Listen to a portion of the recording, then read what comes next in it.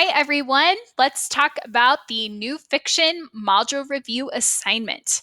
Now, number one of this assignment asks, what message about war does Hemingway express in another country? How does he use the elements of fiction to express it? So this is a two-part question. In the first part, you really just need to explain in your own words what takeaway we as the reader have about war. What effect does war have on individuals, not just those who are physically fighting in the war, but also people who are back at home and waiting on soldiers to return or are waiting on good news about the state of affairs for their country and for the soldiers who are fighting for their country. So think about the message, the major takeaway about war that's expressed in this story.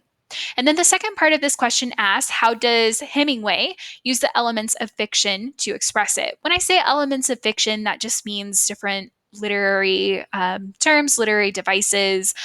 So think about the different literary devices that were used, like irony or imagery, what types of figurative language were used to really help him just bring light to the message about war that he is trying to portray in another country.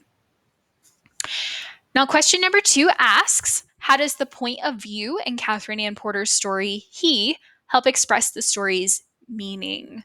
Now, point of view can either be like first person, where you have a narrator who is giving us a play-by-play of the events. We see what's happening through their eyes.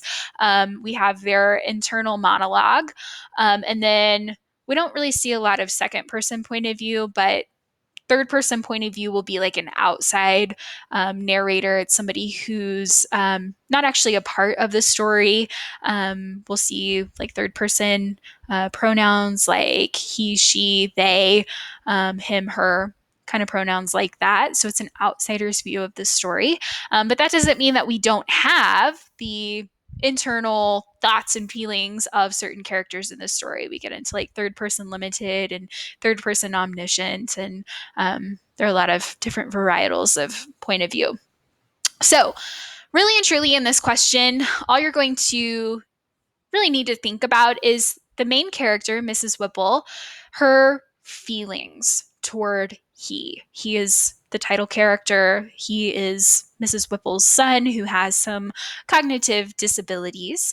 And think about the way that his mother treats him and how she thinks she treats him. There's a conflict there.